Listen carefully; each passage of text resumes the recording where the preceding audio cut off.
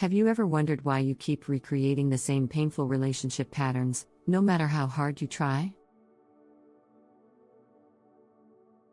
What if the root of every romantic struggle you face today lies in events you barely remember from childhood? You'll discover precisely how your earliest emotional wounds wired your heart, and how you can finally heal those cracks to build thriving, lasting love. Today's episode dives deep into attachment wounds, the invisible scars left by our first caregivers that shape every way we connect in adulthood. In this episode, you'll learn the 4 attachment styles: secure, anxious, avoidant, and disorganized, and how they form before age 2. Which early experiences plant the seeds for patterns like clinginess, emotional withdrawal, or chronic dissatisfaction? The neurobiological imprinting that locks in these attachment scripts, sometimes even before you had words to express feelings. How those early wounds play out in modern dating and partnership. 3 proven healing strategies to rewire your nervous system and cultivate secure connection. A real story of transformation from scared, shut down child to confident, connected adult. Stay tuned. Once you understand how your past programs your present, you'll gain the power to rewrite your love life narrative. Meet Sophia. As a child, her home was a mix of warmth and unpredictability. On sunny afternoons, her mother tucked her into a cozy chair for story time, bright laughter echoing in the living room. But when her father arrived home late, slamming the door in frustration, the house would freeze. Voices would rise, objects would rattle, and Sophia would shrink into a corner, praying the storm would pass. Those early days taught Sophia her worth hinged on his mood: kind father, worthy; angry father, unworthy. Love felt like walking on a tightrope, heightened joy so often crashed into fear. Fast forward to adulthood, Sophia falls for David, a charismatic colleague. At first, he showers her with attention, late-night messages, thoughtful surprises, deep conversations. Sophia's heart soars. But as soon as David senses her growing attachment, he becomes distant: late replies, cancelled plans, cryptic texts. Instantly, an old fear flares: I'll never earn his love. Sophia chases harder, texts at dawn, self-deprecating apologies. David responds, but the warmth feels forced, like he's meeting an obligation. The cycle repeats, leaving Sophia exhausted and doubting herself. One day, after sobbing into her pillow, Sophia asked, "Why do I always recreate that scary childhood feeling?" That question led her to attachment theory, and the revelations transformed her love life forever. If you see yourself in Sophia's story, stay with me. We're about to uncover how childhood scripts take root, and the exact steps you can take to free yourself. Section 1: Attachment Theory 101. In the late 1960s, psychologist John Bowlby proposed that infants form attachment bonds with caregivers that guide their sense of safety. His student, Mary Ainsworth, developed the strange situation experiment to observe babies' reactions to separation and reunion. From these studies emerged 4 attachment styles. Secure. Caregivers are reliably responsive, babies explore freely, distressed by separation but quickly soothed on reunion. As adults, they trust, communicate openly, and handle conflict with resilience. Anxious, ambivalent, caregivers are inconsistent, sometimes nurturing, sometimes ignoring. Babies become clingy, anxious, and inconsolable. As adults, they crave reassurance, fear abandonment, and often chase intimacy. Avoidant, caregivers are dismissive or unresponsive to emotional needs. Babies minimize their attachment behaviors, exploring independently, showing little distress. As adults, they prize independence, suppress emotions, and avoid closeness. Disorganized, caregivers are frightening or chaotic, abusive or neglectful. Babies exhibit contradictory behaviors, desire closeness and fear it. As adults, they can feel torn between craving intimacy and fearing it, often showing erratic relationship patterns. These styles aren't labels of character, they're survival strategies coded in your nervous system, forged in the first 2 years of life when your brain was most malleable.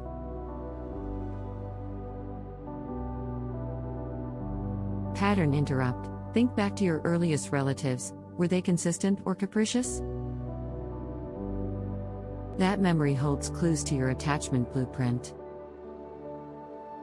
Section 2. How early wounds take root. Let's examine how these attachment styles form.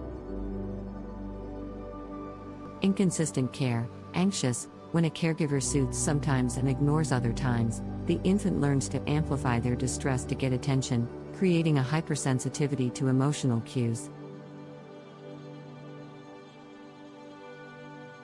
Emotional rejection. Avoidant. If a caregiver rejects or shames emotional expression, the infant suppresses their needs, learning that showing vulnerability is unsafe. Trauma or fear. Disorganized. In cases of abuse or unpredictable behavior, the infant's primary attachment figure is both source of comfort and threat, leading to confusion and disorientation in attachment behavior. These early patterns imprint via neuroplasticity. The brain's wiring adjusts to the environment.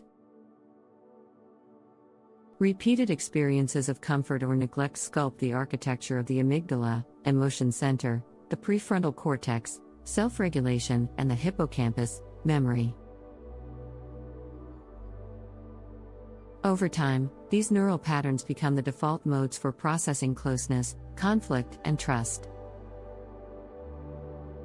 Quick exercise. Reflect on a vivid childhood memory of seeking comfort. Were you met with warmth or dismissal? That memory shaped your wiring. Section 3. Manifestations in modern love. How do these childhood wounds show up in adult relationships? Let's break it down by style. Anxious attachment in action. Text storms, sending multiple messages if partner doesn't reply quickly. Emotion amplification, interpreting minor mishaps as signs of rejection. Reassurance dependency, needing constant affirmation to feel secure. Avoidant attachment in action. Emotional distancing, deflecting deep conversations with sarcasm or humor. Physical withdrawal, avoiding hugging, cohabitation discussions, or shared activities. Intimacy sabotage, picking fights or ending dates early to maintain control. Disorganized attachment in action. Push, pull cycles, alternating between intense chase and abrupt withdrawal. Self-sabotage, unconsciously testing the partner's care by behaving erratically. Emotional paralysis, feeling stuck, wanting closeness but freezing when it approaches. These patterns often feel unconscious. You may catch yourself in a panic after a benign comment, or feel numb when surprising affection arrives. The good news: once you see the pattern, you can begin to override it. Section 4. Neurobiology of attachment wounds. Attachment isn't just psychology, it's biology. When your early needs went unmet, your body learned to expect stress. Chronic cortisol exposure during neglect sensitizes the amygdala, your alarm center fires at the slightest perceived threat. Oxytocin dysregulation. Secure bonds trigger healthy oxytocin release, the cuddle hormone, but inconsistent care can blunt this system, making intimacy feel unfamiliar or uncomfortable. Mirror neuron impact. If your caregiver mirrored anger or indifference, your brain learned to suppress emotional mirroring, hindering empathy and attunement in adult relationships.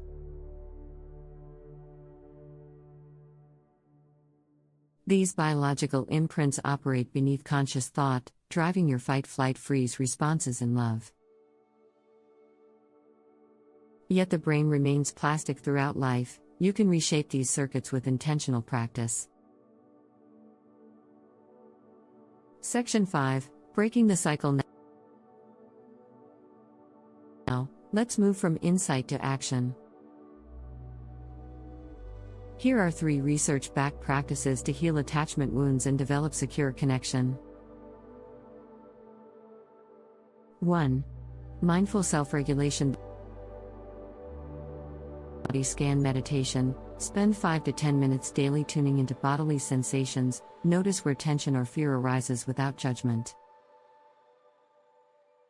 Diaphragmatic breathing. Slow inhales for 4 counts, exhale for 6, activates the parasympathetic system to calm the amygdala.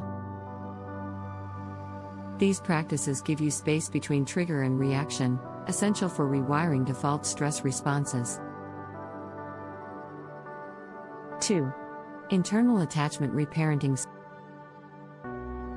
Soothing inner child. Visualize your younger self in moments of distress. Offer comforting words you never received. You are safe. You are loved. Journaling dialogues. Write letters from your adult self to your inner child and vice versa, processing unmet needs and acknowledging growth.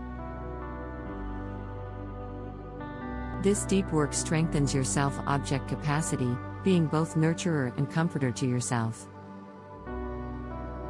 3. Secure relationship enactments. Gradual vulnerability exercises. Share a personal fear or dream in safe context, starting with close friends or a therapist. Attachment-focused communication. Use I statements to express needs. I feel scared when I don't hear from you, and request specific behaviors. For example, a text by 9 p.m. helps me feel connected. Consistent repair rituals. When conflicts arise, implement a calm down period followed by an agreed repair conversation to apologize and reaffirm care. By practicing secure patterns with trusted individuals, you gradually retrain your brain. Intimacy now signals safety, not threat. Section 6. Case Study. Let's revisit Sophia, our opening story. After recognizing her childhood patterns, she began daily mindfulness, 5 minutes of breathwork each morning to soothe anxiety. Inner child journaling, weekly letters to her younger self, acknowledging her fear of abandonment. Relationship agreement, a pact with her partner, Liam, for nightly check-in calls, no matter how busy. At first, Sophia panicked at the idea of vulnerability. But each successful step, sharing a fear, receiving empathy, honoring the check-in, built her nervous system's capacity for secure attachment. Within 3 months, Sophia noticed she no longer spiraled when Liam was silent for a few hours. She trusted his return would be gentle, not jarring. Their bond deepened into a partnership defined by empathy, not anxiety. Section 7, Your 7-Step Healing Blueprint. Now it's your turn. Here's your 7-step blueprint to heal attachment wounds. Map your attachment history. Identify key early experiences of comfort and neglect. Daily self-regulation. Commit to at least 5 minutes of breathwork or body scan. Inner child dialogue. Journal weekly letters between your adult self and inner child. Vulnerability ritual. Share one personal fear or hope with a trusted person every week. Secure communication pact. Agree on one small, consistent behavior with your partner or a friend to signal care. Repair conversations. After any conflict, schedule a calm, structured discussion to apologize and reaffirm connection. Track progress. Journal shifts in your anxiety and sense of safety over time. Celebrate each win. Consistency matters. With each practice, you rewire your brain toward security, not survival. You'll begin to experience intimacy as a refuge, not a threat. If this episode opened your eyes to how childhood wounds still shape your love life, do 3 things right now. Like this video to signal its value. Comment I choose security if you're ready to heal and connect. Share with someone who needs to break free from old patterns. Hit subscribe and ring the bell. Next time, we'll dive into why your relationship feels too much or not enough, explained by science, so you can finally find your sweet spot in love.